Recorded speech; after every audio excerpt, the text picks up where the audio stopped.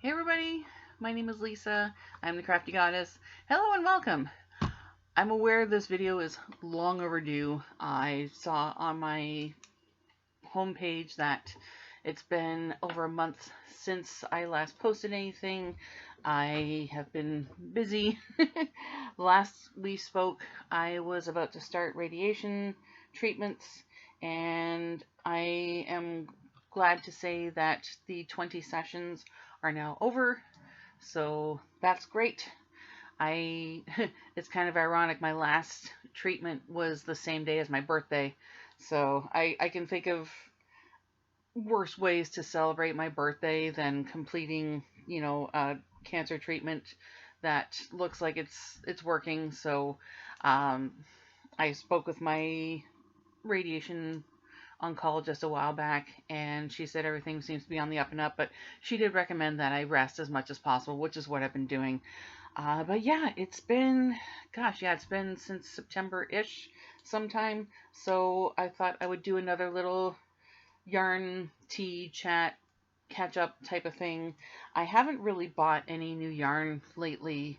I haven't had the budget to. I've been pretty much throwing myself into available markets and festivals to try and make ends meet because I have not been approved to collect long or short term disability. I think I've spoken about that before. So, yeah, because my condition is not terminal. So, yay for not dying, but I'm kind of left to my own devices. So, yeah, between September and now, I've done two markets, one weekend festival, and am trying to build up stock for markets for November and December because this is the time of year where everything kicks off. Being in a temperate climate where winter is fast approaching, we're in the throes of fall, and I love it.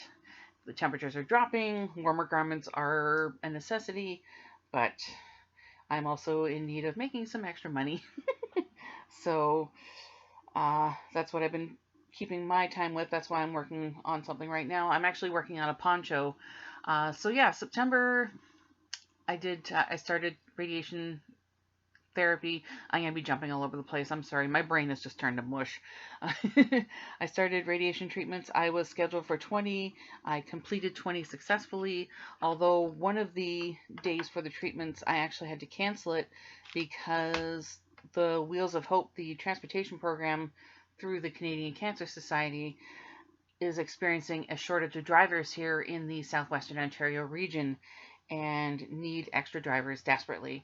As it is, I was doubling up with other passengers for rides, which I don't mind. Some of us are going to the same hospitals for similar treatments and whatnot, so the more the merrier, right? Unfortunately, one day I was not able to get a ride at all. I got a message from the dispatcher at Wheels of Hope saying that they weren't 100% certain if they could get me a ride or not. The day comes, I hadn't heard anything, so I called back to the dispatcher and she confirmed that I could not get a ride, so I had to call the radiation suite and have them cancel it.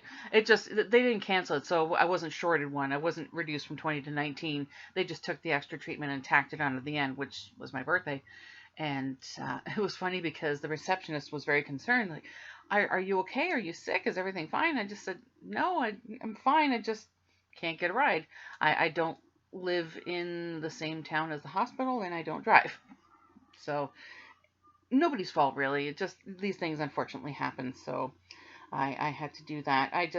Instead I just turned that day into like a day where I went on a cleaning spree in my apartment. I just put on some music and went on a cleaning binge pretty much. The radiation treatments themselves, they weren't too bad. I had a cousin ask me about the difference between radiation and chemo, and I'm pretty sure I've explained this before.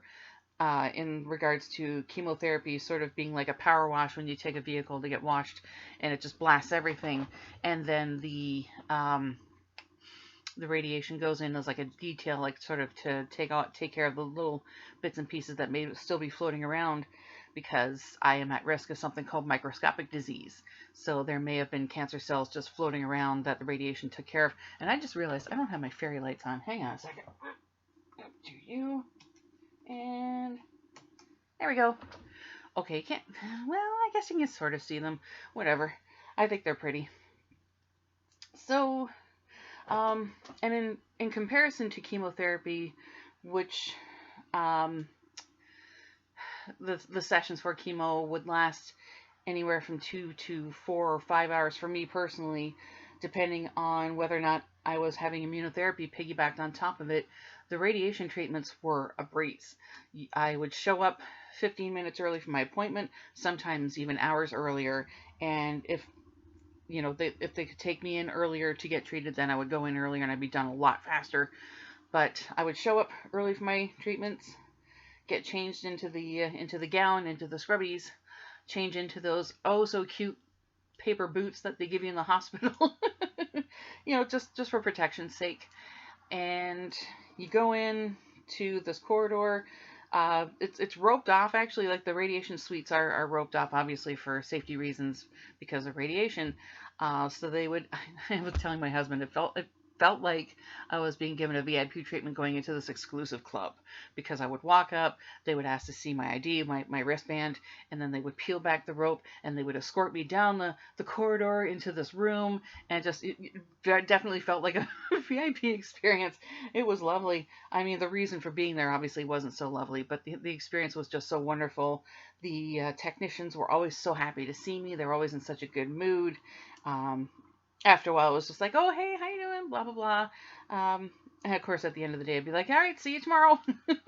But you go in and you lie down, or however your treatment goes. In my case, I would lie down, and part of my radiation pre-treatment was to get something like an apparatus molded to my body, because my cancer is in my breast and armpit area. I would have to lie with my arms behind my back, or behind my head, sorry, like so. And it was like a vacuum sealed beanbag was molded and shaped around me, and then, bit under my neck as well to keep my head and neck supported. And so all I would have to do when I got into the suite was I would lie down, assume the position. Of course, there'd be some minor adjustments here and there to make sure everything was lined up, because I also had the little blue freckles tattooed on me. I think you can see this one here. That's one. I've got a few others I can't show you. So yeah, lie down for 8 minutes, 8 to 10 minutes. And after that was done, change into my scrubbies. If I had time, go get some Tim Hortons and then go home again. And that was it. Now, it is a bit of a long slog because it happens every day for several days on end. I've told people that I was getting 20 rounds of radiation. Oh my God, that's a lot. I said most people start with 25 or 30, if not higher. So I'm doing good. Like, mine was a lower amount in comparison to some other folks' treatment anyway. So that was lovely. I got to do that for a few minutes at a time every day for 20 days. Have laser beams pointed at my armpit area. Unfortunately, because of the radiation treatment, I am now at a higher risk of things like lymphedema, possibly leukemia, I'm not quite sure, as well as a heightened sensitivity to the sun, which was the case when I was going through chemotherapy anyway. But with radiation, it unfortunately renders me more susceptible to sun damage. So I've already switched up my sun protection from a 30 to a 50, but now it's going to be a permanent thing where if I go out in the sun, I should either have like my neck and chest area covered up, which most of the time I do anyway, or if I'm wearing a tank top or something like this, give a bit of an extra sun protection coverage, like a higher SPF, whatnot. So that's a lifelong thing, but I'm used to that. I've always been sensitive to the sun, so not exactly out of the normal, or out of the ordinary, sorry. But yeah, I just have to buy higher SPFs now. No big deal. And it's not like I'm going to be going around with my armpit exposed in public anyway. Not that I can help it. Not if I can help it. So that went well. I also did, as I said, I did 2 markets and... No, hang on. I've done 3 markets. Sorry. And a weekend festival market. As some of you folks might have seen with one of my shorts from October, I did the Oxford Renaissance Festival. It's a yearly festival that takes place at the Dorchester Fairgrounds in and around the London area. It used to be in June. Then the organizers moved it to September because they figured that the weather was kind of, crappy, a little cool, a little rainy. So they moved it to September where the weather was a little cool and rainy. I don't get it either, but hey, that just means warmer layers and I can sell more of my big ticket items like my ponchos and my shawls, that sort of thing. This year it happened in October because the Dorchester Fairgrounds is also available for rental for events like weddings, gatherings, so on. After everything started opening up last year, post pandemic, the I guess the bookings for the fairgrounds went through the roof, and the earliest that the organizers for the Oxford Renaissance Festival could get in was October 15th and 16th. So, was it yeah. Um, no, sorry, it was the 14th and 15th. My apologies. Oh my gosh, I've got the dates in front of me. Why am I not looking at them? So it's a weekend festival, it's a Renaissance themed festival. There's jousting, there's entertainment, there's stage productions here and there.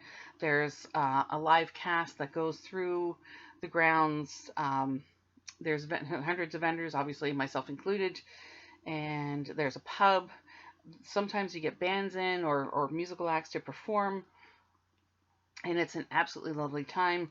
I started vending there, and I started participating as a vendor about 2 years ago, I think, 2, 3 years. No, it was right before the pandemic. So I'd say the total number of years I've been a vendor is 3. But yeah, once the pandemic hit, everything kind of slowed down. Sorry, I have to get a sip of tea. I actually painted this mug and I thought it was hilarious. Tea and knitting, my favorite thing to do. So I did that. And that weekend, actually, I did very, very well. Because I am not collecting any long or short term disability, and because I don't have any other income right now until I go back to work, whenever that happens, I've been trying to make ends meet however I can, hence my throwing myself into markets and festivals where I can. And I can safely say that I made enough at the Oxford Renaissance Festival to pay my half of rent for the month of November, which I was so glad and grateful I could do. I was just absolutely thrilled. So incredibly grateful. I didn't know I would sell that well, but it was cooler. It was like 10 to 12 degrees Celsius. I do not know how to convert that to American temperatures, so let's see. So maybe low to mid 50s Fahrenheit. I'm spitballing here. I don't know exactly, but I sold so much merch. Now, usually for markets and festivals, I try to bring a lot of stock, like wrist warmers and so on, appropriate for different seasons, obviously. But I figured for fall, I could bring as many of the warm garments as I could, and I sold a lot. All my ponchos, gone. All my wrist warmers, gone. Sold half my shawls. I usually bring a suitcase of shawls with me of all different colors and shapes and whatnot, and sold half of them that weekend. I was just blown away, because for those of us that do make and sell some of our items on occasion, sometimes we think we might be asking too much or underestimating how much people will pay for garments, that sort of thing. And it was always a struggle for me because I didn't want to underpay because I didn't want people to think my work was cheap, but I also didn't want to overpay because, somebody somewhere will give the unasked for comment of, well, I can get this cheaper at insert big box store here. And just, it's just so annoying. Among other things, I'm trying not to swear because I don't want to do that. Although mentally I was swearing my head off at people whenever I'd hear that. I'd be like, well, fine, go get it at Walmart then. Go, spend your hard-earned money at a big box store and make the CEO even richer. Never mind the fact that I'm trying to do this to make ends meet, among other things. And it was funny, I was asked if I could do a video on how to appropriately price items for sale for markets and whatnot. And I don't think I'm the best person to do that, but I might do some digging. Maybe I'll do that at another video in the future. Maybe I'll do a video of what I make and how much I charge and my reasonings behind that. I don't know, we'll see. I'll play with it anyway. But yeah, that weekend, just gangbusters. I was so happy and grateful. Yeah, it did rain, and rain on woolly garments doesn't always, you know, mix together too well. But thank heavens there was a pub nearby, and I've got a 10 by 10 pop-up tent and tables and displays and whatnot. So I was fine. I was happy being in my tent, just working on things all weekend and listening to the music, just chilling out, literally and figuratively. What markets did I do? I did the Halloween punk rock flea market in Guelph. The Guelph Punk Rock Flea Market, it's a collective of artisans and whatnot that's been going for several years now. I think the first year I was a vendor for them was, I want to say 2018. It's all local artisans, mostly handmade. There are some folks who sell like vintage gear. There's a gentleman who comes along. His name is Ray. He used to have a shop downtown here called Disarray, and he sells antiques and collectibles and whatnot. He's such a lovely guy, super eclectic but super friendly, very nice. So he was there with some of his gear.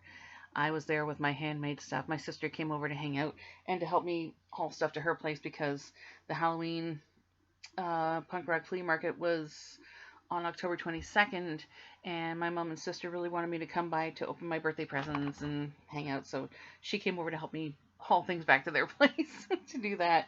I'm trying to think. So that was on the 22nd. And then on October 26th, I did the Wicked Ward Night Market. There's a neighborhood here in Guelph called the Ward. It is in the, I want to say, southeast end of Guelph, like more southeast end. Absolutely rich and vibrant with history. It used to be like this cool little like hippie collective. Unfortunately, it's undergone some stages of gentrification over the years, as has everything else, I'm sure. But it's such a lovely neighborhood.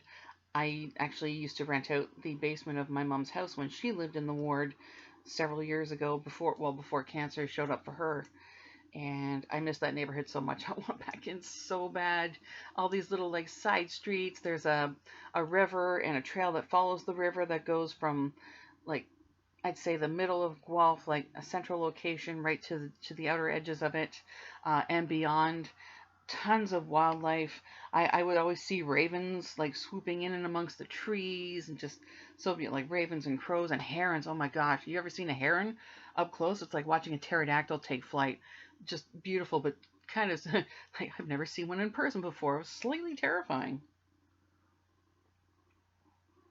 But the Ward Night Market was sort of born out of the same thing as the Guelph Punk Rock Flea Market, in that there was a collective of artists, specifically living in the ward, although I snuck in. I don't know how, but I'm grateful. And just selling their wares, raising awareness for like local artisan collectives, that sort of thing. And being part of that was just so cool as well. It was on October 26th. I can't talk. Oh my goodness. The day after my birthday. They had a pumpkin carving contest, a costume contest, and it was a fun night. My sales there were okay. My sister joined me with that. Her sales were okay. She didn't sell as much as I did, but she brought, as I mentioned before, my sister's way better at crochet than I am, so she brought a whole bunch of like crochet little ghosts and cute little octopi and little baby dinos and little stuffies, that sort of thing. Things that most people would look at and go, oh my goodness. It was funny because the most popular item I think she's made so far is crocheted chickens. She got the pattern, I can't remember from whom exactly, but it was a paid pattern, and she just did up a few just as a test, and next thing I know, like they took off like gangbusters. They were so cute. So that was the 26th, and then the 29th, which was the following Sunday, we did the Devil's Night Market, which is um, an event run by a coalition, I'm going to say, collective, known as Snake Root Productions. They put on semi-regular markets throughout the year. Like, for example, in October they have the Devil's Night Market. In December they have the Krampus Market, which is right before Christmas. February they did have the Medusa Market. That was a couple of years ago, etc. and so on. And again, collective of local artisans, mostly handmade.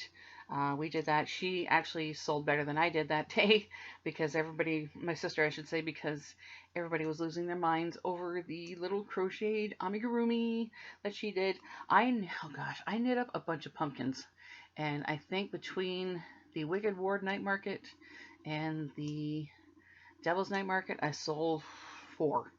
I knit and made 10. So I've still got a bunch of pumpkins just kicking around. Maybe I'll sell them next year. I don't know. We'll see. I know there are a couple markets happening this month. Maybe I'll bring them. Maybe I won't. I don't know. They're not necessarily Halloween themed. Well, I've knit some black ones. They're definitely Halloween themed. But the other ones are just kind of, sorry, I'm just looking at this. Okay. Yeah, so just cute little items of decor. I will show this in a minute, by the way. I know some folks are probably going, what are you working on? I want to see it. The poncho pattern that I'm doing, I kind of came up with it just off the top of my head. Maybe I'll do a tutorial on that in the future as well. I don't know if anybody's interested. But it's something that I knit in 2 pieces. Mostly I will use a size 8mm knitting needles, circular needles, that sort of thing. This is just part of the one portion, so the neckline is here, and then I knit 2 pieces that are similar to this. I do the mattress stitch because it's stockinette stitch, and it's a one size fits most, so it's fairly long. It's getting longer. I'm gonna have to knit, I think, a couple more patterns, maybe. I don't know. Couple more repeats, but yeah, it's stockinette stitch with the occasional garter stitch separating the sections, and it's an increase. So as you can see with the eyelet row in the middle here, this is where the increases are. So yeah. And what else did I do? Yeah, so there was that. I've got a market on November the 25th. It's funny because a lot of the markets and festivals I do are more, I don't want to say adult friendly, like some of them can be kid friendly, but they're more like adult-ish. So I can bring out, items that have skulls on them and, a little more horror themed, whatever, like especially for my jewelry and my knitted stuff. But the one we're doing on the 25th is at a retirement home. So a lot of my sister's stuff that she crochets will be right at home with that. I think the little crocheted stuffies will be a hit there. So I've been working like a mad woman, trying to restock a lot of my wrist warmers because it's the time of year for some warm layers, right? So I've been doing that. I'm hoping it'll do well. I did one with her before years ago, and it was okay. I sold a couple of items, nothing major, but I'm sure like towards Christmas, it's gonna get even busier. I've already applied for 3 markets and I've gotten into 1, so yay! Rent is taken care of for November, as I said. December's looking a little sketchy, so I might have to resurrect my GoFundMe, and I really don't want to. I'm trying to make ends meet on my own and take care of my own ends here. And I'm also really reluctant to ask for help. So even making the GoFundMe in the first place was agonizing for me because I didn't want anybody to feel sorry for me. So, but sometimes desperate times call for desperate measures. And in case anybody's asking if they missed it the first time, well, why did I get denied long-term disability? There's something here called ODSP. I can't remember what it's called. Ontario Disability something. Basically, it's supposed to be something for those who can't work. I can work. I'm just off sick, and it's kind of interfering with my work. So but I make too much money because the reason I got denied for it was because I make too much money at my regular job that ironically I haven't been doing since the beginning of March. And the long-term disability I was looking at under the Canada Pension Plan, I was denied for that because my condition is not terminal. So that's why I said yay for not dying, but I'm kind of stuck between a rock and a hard place right now. So that's why I'm trying to make and sell as much as I can right now. There are some avenues that I am looking into for help. I know as far as things like food and clothing, there are markets available, especially through Hope House, where I've been volunteering. I haven't actually done volunteering for them since I started radiation because I've just been too exhausted. The exhaustion from radiation is real. Oh my gosh. If anybody's gone through this, whew, man, it is tiring. Um, but I know that there are some options available here in Canada that can hopefully work in my favor. So, and like I said, I'm going to try and get back to work by December anyway. Although my radiation oncologist did say I need at least a month or two after radiation is done to recover. She looked me in the eye and said, "You've been taking the treatments well. You've been responding to all the treatments and everything very well, but it's taking a toll on you. It's taken a toll on your body. You need to rest and recuperate." And I think that's been the biggest struggle for me, is to just sit and relax and let everything do its job. I'm not used to just sitting around. Like, we're always, we've got that mentality where just go, go, go. We always got to be doing something productive, right? And not doing that is really throwing me for a loop. But I'm learning, I'm adjusting. So there's that. Hopefully things will look up, at least for December. I've been trying to take it 1 month at a time, not trying to stress too much over the future in general. So maybe things will look up. We'll see. Fingers crossed. Maybe I'll win the lottery. I don't know. So yeah, because of that, I haven't really bought a lot of yarn lately. The last time I bought yarn was, I think, about a month ago, and I noticed I got this at Michael's when there was a sale. Now I noticed that my Michael's here in Guelph, I don't know if it's the same across Ontario, but they have a sale right now where I think it's Karen yarn, Bernat, and I can't remember the other brand. Maybe it's Lion brand. I can't remember. They're 30% off. So I think the time I got this, it was all yarns were 30% off. So I had to break down and get the Karen macchiato cakes. I saw, I think it was Crystal at Bago Day, Kayla at Alt Knots. There were a couple other YouTubers, I think Gary from Urban Yarns, I'm not sure. A couple other folks got the macchiato cakes. I was a little reluctant because it does have a percentage of wool in it, but it's such, the colors, the colorways are just so pretty. I had to get this one. I absolutely, it's the purple and orange again. This colorway is called Bewitch. I remember, I think it was Kayla from Alt Knots said it definitely had the Hocus Pocus vibes to it. And I'm one of the few people that watched Hocus Pocus and went, I mean, it was cute, but I don't know. Maybe it's because I'm an 80s kid, not a 90s kid. It missed me. I don't know. To each their own. But the Karen macchiato cakes, I'll just go over it briefly. It's classified as a bulky weight of 5. It doesn't feel like a bulky weight of 5. Like, it feels more like a thick 4 weight, but maybe it'll do up like a 5. We'll see. I haven't played with it yet, so, because I've been busy with other things, obviously.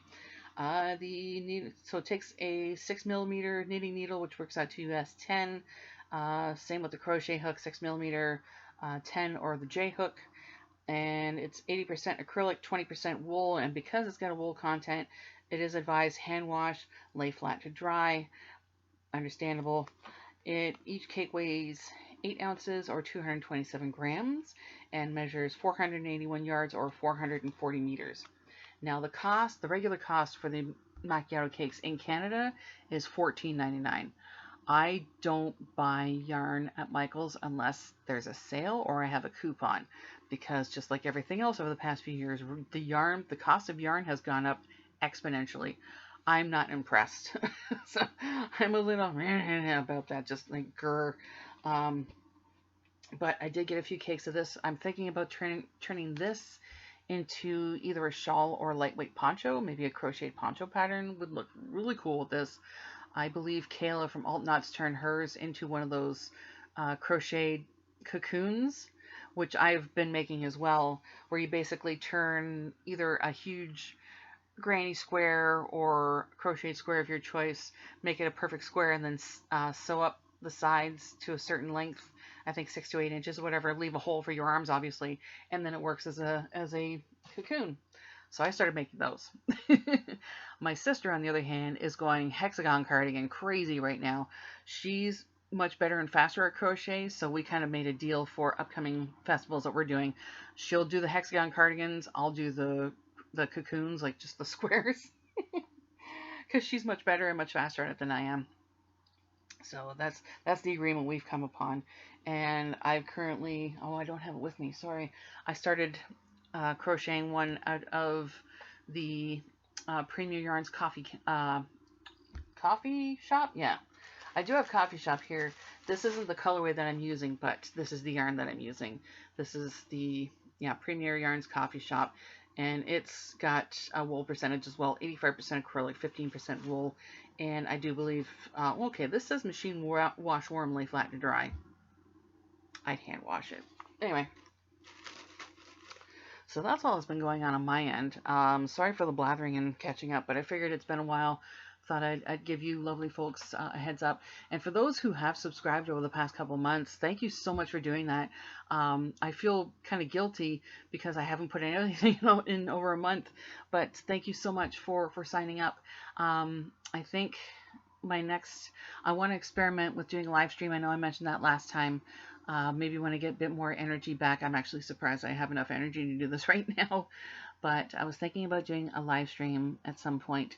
I'm also thinking about doing a live stream for the upcoming Thankmas live stream phenomenon that's happening. Thankmas is basically a live stream to raise funds for charities in need, and it's sort of a calling out to all creators across the board. Every year I see the YouTuber Jacksepticeye doing it. He's a gamer and a content creator, but he extends the invitation to anyone, any type of content creator. So I was going to do it last year, but I chickened out at the last minute because I chickened out. But I think I might do it this year. I'm at just under 1,300 subs, which again, I'm so grateful for.